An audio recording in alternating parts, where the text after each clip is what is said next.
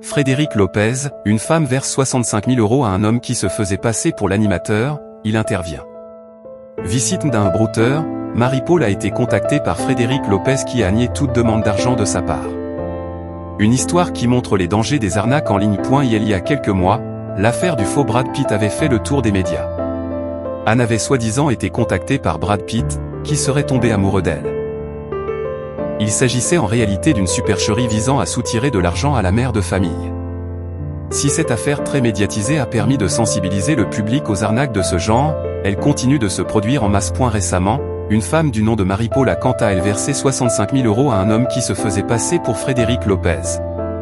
Ayant eu vent de cette histoire, l'animateur d'un dimanche à la campagne a choisi d'intervenir pour rétablir la vérité. Marie-Paul, victime d'un faux Frédéric Lopez. Seriez-vous prêt, à verser plusieurs dizaines de milliers d'euros à votre idole?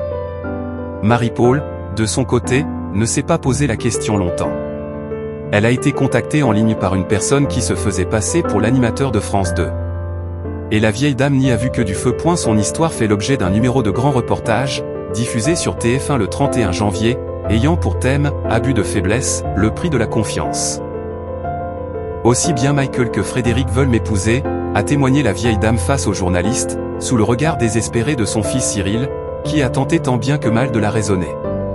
Mais rien n'y a fait, Marie-Paul a été piégée, comme bien d'autres avant elle, par un faux profil.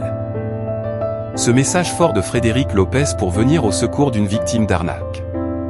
Le brouteur, escroc opérant sur Internet, notamment sur les réseaux sociaux, avait bien choisi sa victime.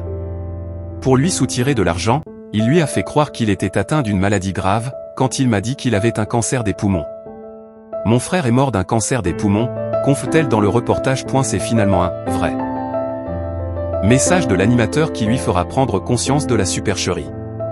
Face à sa détresse, Frédéric Lopez a accepté de lui envoyer un message vidéo enregistré, qui lui aura fait entendre raison: « Je ne suis pas malade, je vais très bien, je ne vous ai pas demandé d'argent. Je ne vous demanderai et je ne demanderai à personne de l'argent. » Que devient Marie-Paul, victime d'un brouteur? Bien qu'elle soit désormais consciente d'avoir fait l'objet d'une arnaque, Marie-Paul n'a pas souhaité déposer plainte et n'a donc pas récupéré son argent. Elle est désormais placée sous tutelle. Comme on peut le voir dans le numéro de grand reportage, la vieille dame bénéficie également d'un suivi psychologique afin de l'aider à vaincre l'isolement et à s'éloigner des réseaux sociaux. Alerte.